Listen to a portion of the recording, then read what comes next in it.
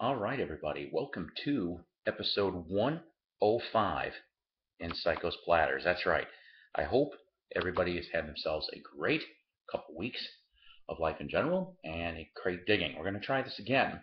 I did try shooting this earlier today, and I went, 2 minutes, too damn long.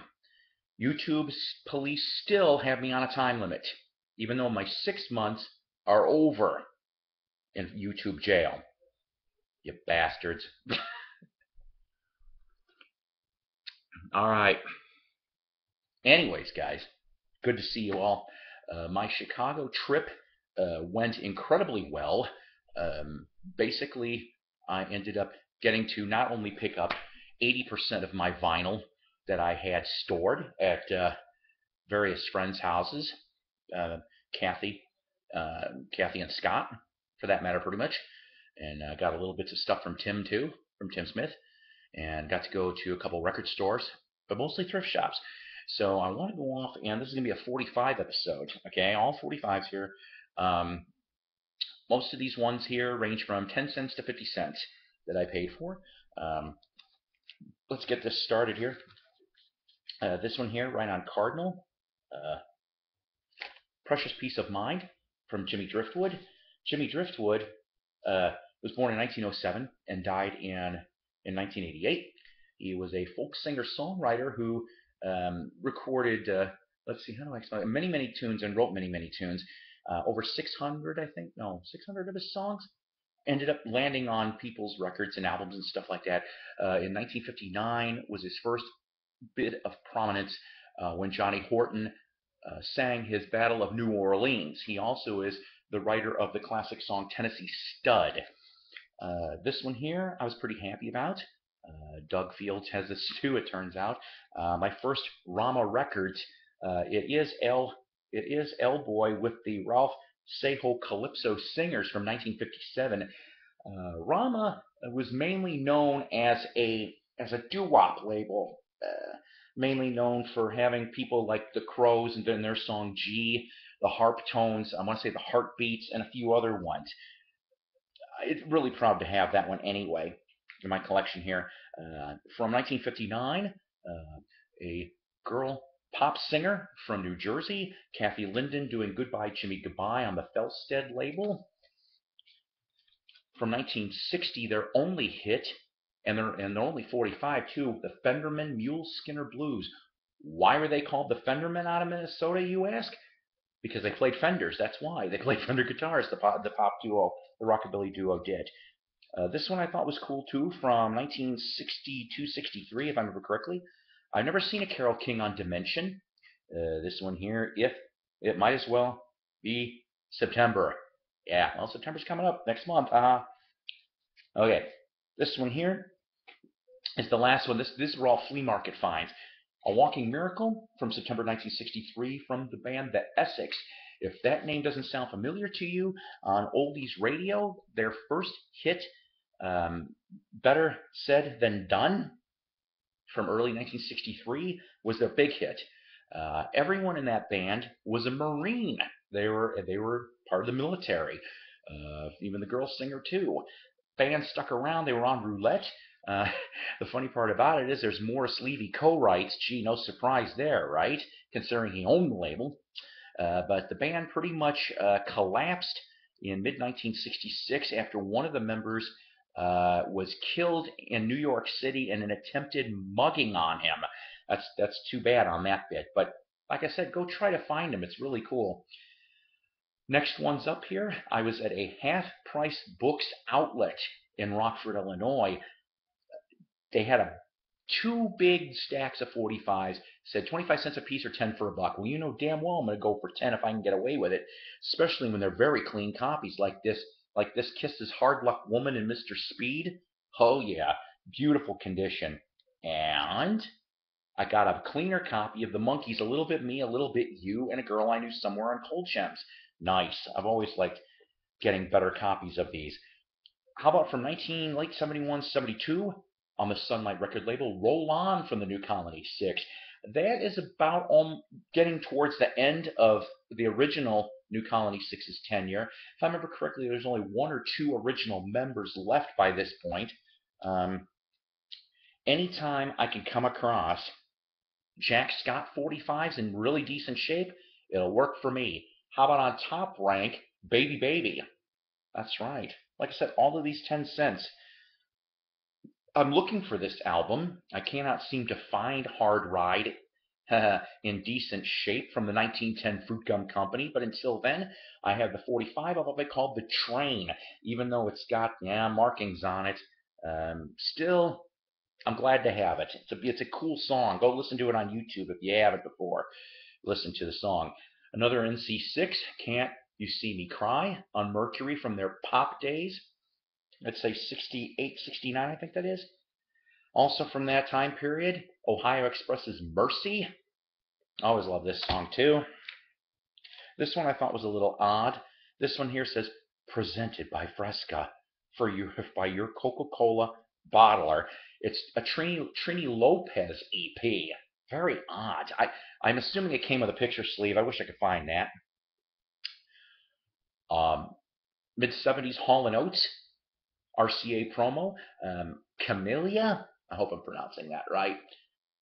Like I said, all of these in great shape. And hey, Ronnie, I got myself a better copy of Paul Revere and the Raiders' Let Me. Yeah, these normally went at the other place for 50 cents a piece. So like I said, having them for 10 cents a piece, great.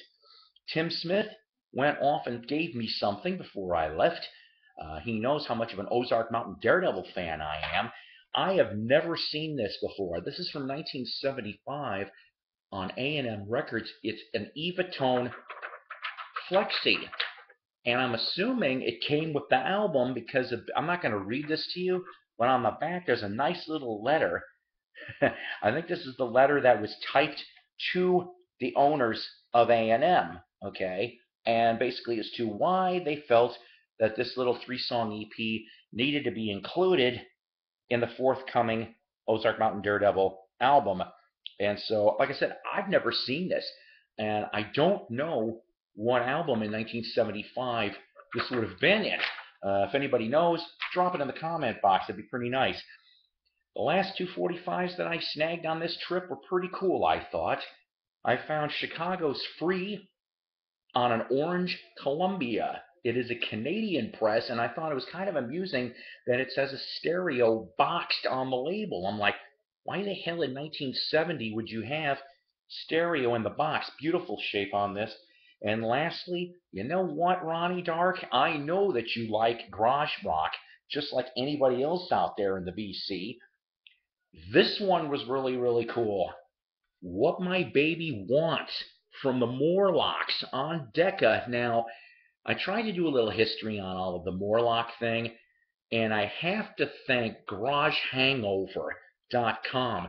If you like garage band histories or you want to find some different things to listen to, go on that website. You too will have a rock and roll education on this, like I did. They were the ones that told me who the Morlocks were, because up until literally today, I did not know who these people are. Now, the Morlocks, they took their name from the H.G. Wells Time Machine movie. Kathy Emmer and I were trying to figure this out. She thought Buck Rogers, Flash Gordon. I would have thought the same thing. It was Doug Fields that brought this up, that it was from the H.G. Wells Time Machine. And I'm like, good job for him on that one. So this single here, this 45, came out on Decca Records in April 1966. I've listened to both songs. It's pretty good, actually. I'm surprised. The last piece of information I could figure out on this, as far as for a value on this, it was put up for auction on Pop Psych. 6 different countries bid it on this. At that auction, I think I'm going to guess and probably say it went between $60 and $75, based on what I remember reading. This here, though, like I said, I've seen the American ones posted, but they're all pink promo labels like this. Nobody had a stock. Well, get this. This one here is a stock, but it is Decca Canada. Okay, so I have a Canadian pressing, and Ronnie Dark, not Ronnie Dark, I'm sorry, Doug Fields pointed out to me that this uni sleeve that it was housed in also is a Canadian uni sleeve because it's not an American uni sleeve. So I get double added bonus. So I thought pretty damn cool for 1966. Now, a quick little history on them. They're out of Fort Lauderdale, Florida. They cut a 45 before this in late 65, I want to say, on the Loks label, Loks label, which is extremely hard to find. And that Loks one has nothing to do with this. This is the last 45 they did. Like I said, released in April 66. The band unfortunately broke up by June, July of 66 due to the Vietnam War draft. So I thought that was pretty cool. If you haven't heard that Morlocks, go check it out on YouTube. You will not be disappointed. All right. Quick little shout outs on this here. New subscriber this week, Miles of Vinyl. Thank you very much for subscribing to the channel. You will not be sorry. Everybody, what's going on here? Yeah, that's right. We try to educate and entertain when we can, right? Some new people I'd like you to check out. Venom's Wrath. Raider Rooter 1967. That's all things Paul Revere and the Raiders. You will get a kick out of this if you're a big fan. Damn It, Sandy. My German Friend Audiophile Laws, Earhead 6, and lastly, straight out of Arizona, Hog's Ear Report. Go check out all of those channels for those things as well. My usual shout outs, of course, sponsored by coffee, Wax Museum with Ronnie Dark. You know what? I just got done listening not too long ago. Thank you for playing my Zapper request, guys. I appreciate it a lot. Followed by Mike Adams and his Night Owl Lounge. Now, go check him out on Facebook, like him.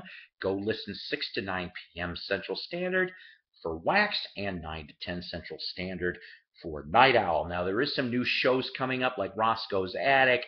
There's a bunch of other things. Go check those pages to get hints in regards to the other shows coming up, please. There's just too much to mention. Thrifty Collectors Group, Tim Smith and Company. You know what? Like I said, Tim, I had a great time visiting with you. You're one of my best buddies, and I love you and I miss you. And we got to go to Culture Shock over in Rockford, Illinois. I'll be showing those from what I got there pretty soon, too. Great store, as opposed to another store, which I'll talk about in the next video as well.